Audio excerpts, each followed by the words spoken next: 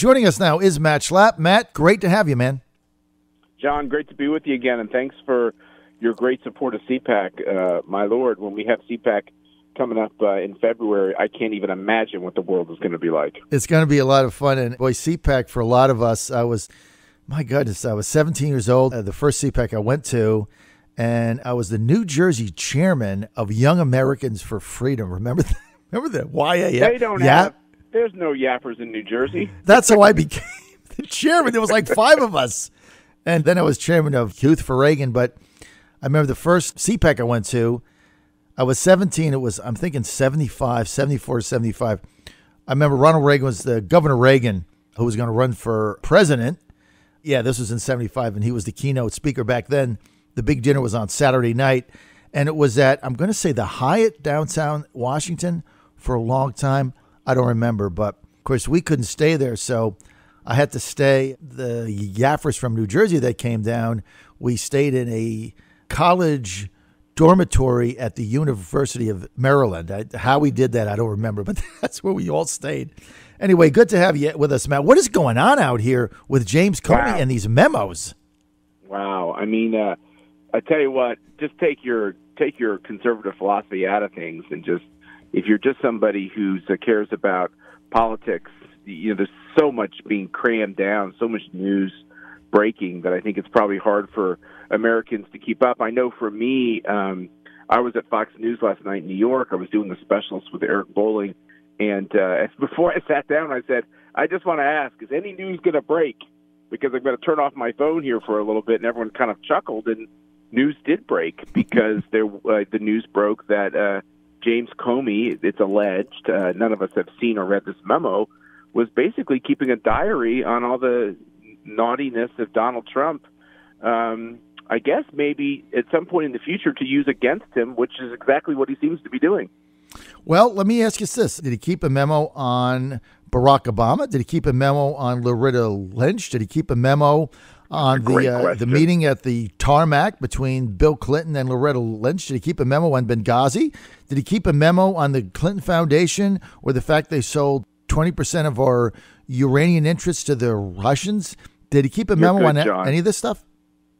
This is good. I mean, you're really raising the right kind of questions, because I'll tell you, a lot of us never understood, why did James Comey decide to not recommend indictments against Hillary Clinton when she clearly had flagrant wrongdoing and illegal behavior with the handling of sensitive information and obstruction of justice and lying rather continually to the American people, and Lord knows which other authorities.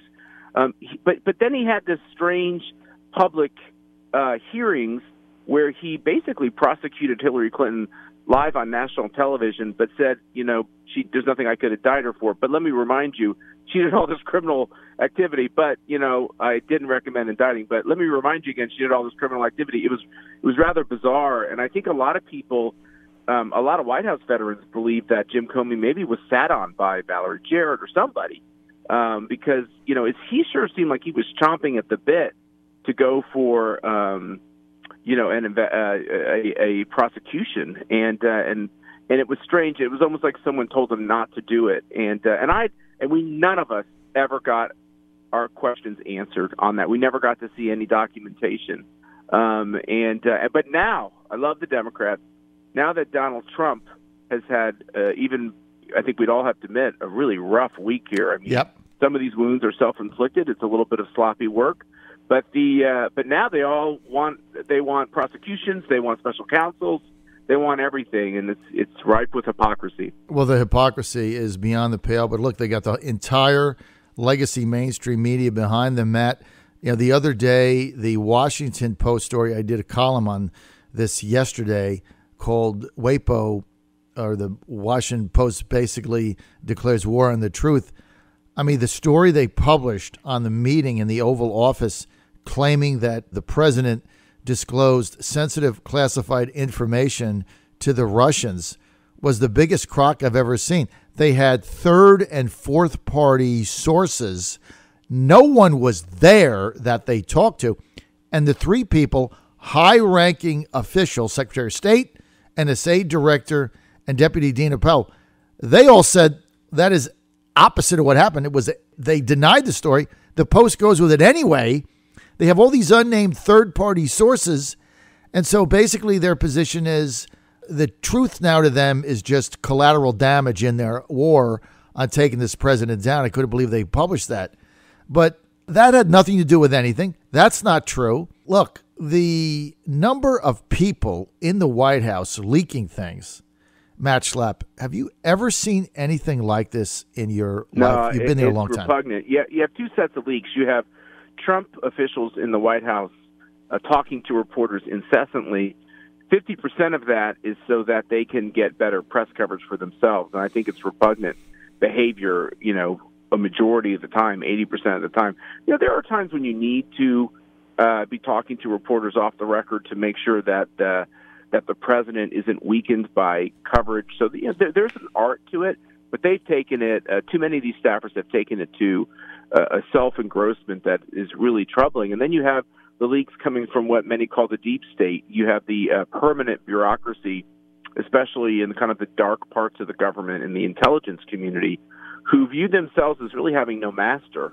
And you can see that, which is basically what happened here is you had leaks from within the bureaucracy, which are completely inappropriate, most likely illegal, and in order to chastise the president, because they believe that the president, in the end, on these questions, works for them and not vice versa. And it's a constitutional crisis that we have aspects of our government that feel like there's actually no accountability. It's a big problem. It is really one of the most unbelievable things I've ever seen. There needs to be a shakeup there. We're going to talk about that along with some of the other news coming out today where Vladimir Putin says he'll just go ahead and release the transcripts to Congress if they approve it. This is becoming bizarro land. Matt, let's get to the White House staff. I know a lot of people like myself very concerned about the leaks, the number of people in there. I know that you were an early Trump backer. I remember at the 2016 CPAC where you were trying to get Trump to speak, and that all got messed up. I remember how upset you were by how that whole thing went down. What changes do you think they need to make in there, Matt? You're talking about the White House, right, John? I am, sir. Yeah, look, I think they came in kind of skipping to battle in some ways, and they didn't realize they needed to gird for war. I mean, think about it. The president declared war on the press. He called them fake news. He called everyone in D.C. the swamp. He called Marco Rubio Little Marco, Lion, Ted Cruz. I mean, he took on everybody. And to a certain extent, every one of these targets, including those of us who occupy the areas around the swamp, deserved some of that. And but when you come to town that way, you better be ready for war. And I think he, unfortunately, when it comes to staffing up the administration, they've just been too slow.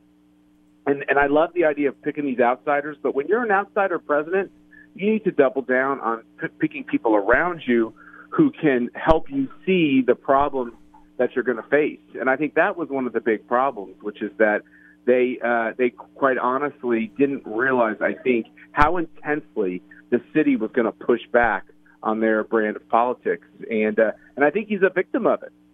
Well, they should have figured that out because the District of Columbia voted for Clinton over Trump 96% to 3. I mean, she got a higher percentage than Leonid Brezhnev got in the Soviet Union. She got 96%. He only got 93%. And that was rigged. Yeah. So obviously they should have known that. Reince Priebus, do you think he should stay? Look, he's a friend of mine. I think he's a really talented guy. I don't put this at his feet at all. I think, but I do think he's in a tough spot because, you've got a president, think about the president I served for, President George W. Bush. He had watched his father be president. He was intimate with the staff during that process. He had been a governor for, a term and a half, comes from a political family. Think of all these previous presidents. Bill Clinton had been a governor and very politically active for a long period of time. Barack Obama had been a state senator and a United States senator. And you got Donald Trump, who's never, spent a day. I wonder, John, I always wondered this question. Was the first time Donald Trump went to the Oval Office as president, I always wondered, do you think that was his first time in the Oval Office?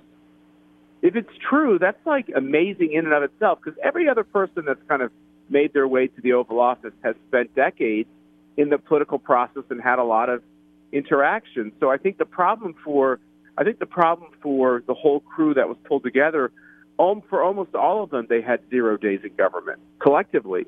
And I think a lot of us cheered that on because we were like, look, the citizens should be able to run their government. The downside is that the opposition is fierce and personal, and they want to get to investigations. They want to cripple you. They want to impeach you. They want to get rid of you. And that's the plan they're on. And I have to say, I don't like it, but it's been incredibly effective. Do you think the Democrats and their cohorts in the media, do you think, Matt Schlapp, they're overplaying their hand? Yes, I do. But right now it's working. Look, their desire was to say none of his appointees, none of the president's appointees will get a quick approval process. Everything's going to be slowed down. They're going to raise all kinds of ethical questions. And so, Donald Trump is dealing with agencies, for instance, at the State Department and the Department of Justice, where they only have a couple of confirmed appointees. When Jeff Sessions recused himself on the Russia matter, do you know who he recused himself to? Who? Obama people. I mean, that's when you don't staff up fast, this is what happens. So I think this is I think the Democrats' desire to hog tie Trump's ability to kind of staff up quickly was very smart, because now when you get into these little scandals, you don't have a big team to help make sure that you don't make mistakes. And I think the team at the White House has been making some mistakes. And I think one of the reasons they are is I think they're just flat out exhausted. There's not enough people to do the work to keep up with this incredibly active president who is really doing what he said he would do, which is push back on the radical Obama agenda. I mean, it's a frenetic pace, and they need to get the bodies in there to keep up with it. Matt Schlapp, how do they rectify this? How do they rectify it? Well, the way there's only one way to rectify it. You absolutely have to think through, making the types of changes that give you the chance to have a better decision-making process. You just have to do that. Matt, do you believe that the Russian investigation is deserving of a special prosecutor? Yes or no, and why?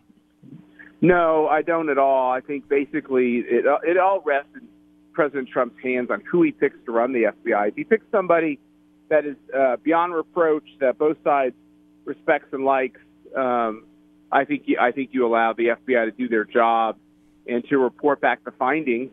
And I think the White House has to be incredibly careful that it doesn't look politicized in any sense. The extent to which any part of this looks politicized at any time, there's going to be an increasing chorus to pick a special prosecutor. Right. Matt, do you have an inside track on who the leading candidates might be for FBI director? I don't have an inside track. I like all the names I've heard. The only thing I would say is this is not the time to pick a partisan Republican. Go just get a really good prosecutor. I'm fine with, by the way, the FBI director being respectful of the president. I'm okay with that.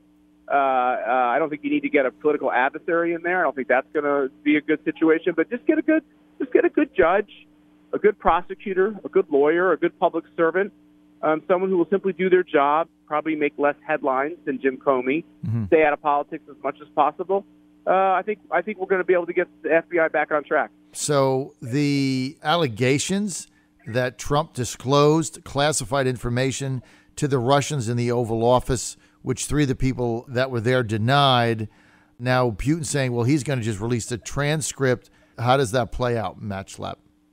I think this is where the sloppiness is. I think they should have been more careful to have everybody from that Russian delegation holster their weapons, so to speak, take all their cell phones, all their listening devices, and keep them out of the Oval Office. The Oval Office is kind of like the ultimate skiff, the ultimate place where confidential information can be discussed.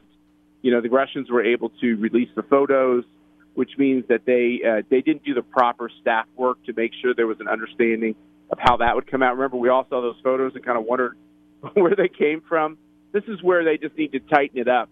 And I think, look, I saw John Negroponte on CNN this morning, a former ambassador to the UN and other jobs, who basically said he didn't see anything here that troubled him beyond the fact that they need to tighten up their processes. But he didn't see anything that in the handling of confidential information classified information that gave him any alarm. And so I think that's important to remember as Democrats go into hyperventilation mode. All right, we're out of time. I want to thank the chairman of the American Conservative Union, Matt Schlapp, for being with us today. Matt, always good to have you with us. You can follow him on Twitter. It's real easy, at Matt Schlapp. Can't get easier than that. Matt, always good to have you on, man. We'll talk to you soon. Man. Thanks for being with us. Talk to you soon.